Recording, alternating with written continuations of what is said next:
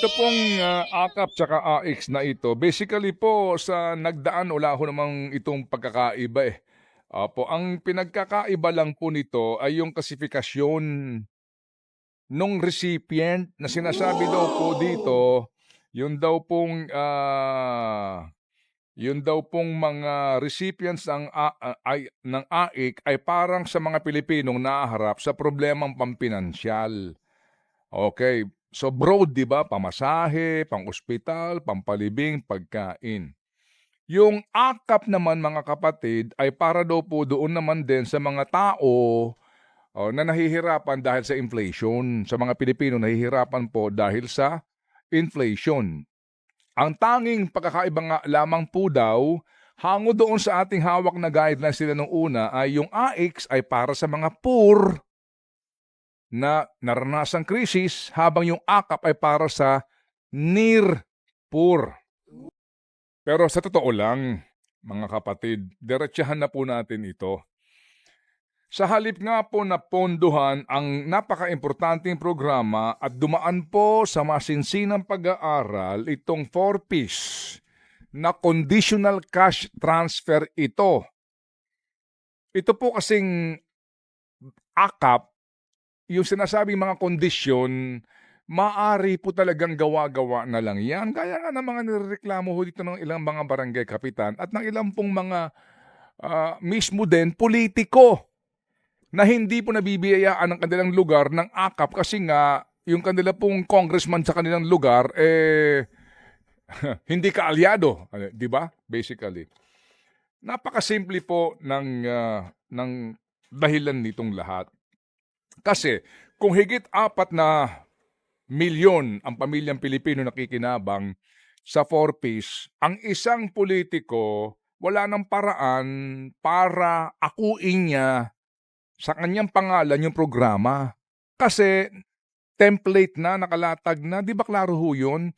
4Ps may kondisyon bago ka makatanggap ng iyong ayuda. Pag hindi ka naka-comply sa requirement na magpa-health center kayo, mag-aral yung mga anak mo, pakainin mo ng tama yung mga anak mo, etc. etc. May social worker ba na diretso? Opo, may mga nakatokang social worker para bisitahin ng lahat ng mga taga-4Ps na ito.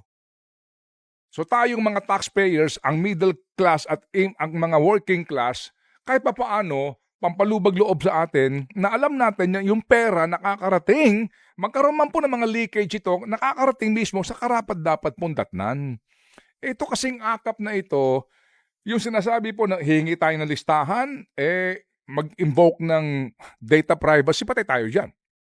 Hindi ka bibigyan yan. Bibigay nila yung listahan ng bawat isang tao na tumanggap ng AKAP at kung magkano, taga saan, asa ka pa. Hindi tayo makakakuha niyan. Taga nyo sa bato. Hindi tayo bibigyan yan. Lalo pat may mga aligasyon nga na mga tao po ng politiko nakakatanggap nito. So bakit to sila dito nang gagalaiti sa 4Ps na tinanggalan po ng 50 billion sa halip na dagdagan pa ng halos kalahating milyon ng mga pamilyang Pilipino ang benepisyaryo ng 4Ps? Kasi nga hindi sila makakapapel. Wala silang bigayan na naando ng mga mukha nila at wala sila doon na mamamahagi po ng pera. Walang utang na loob sa kanila. Wala pong utang na loob sa mga politiko, kumbaga. Dito po sa AKAP, may utang na loob dito. Ngayon po ang dahilan nito, pamumulitika, wala nang iba.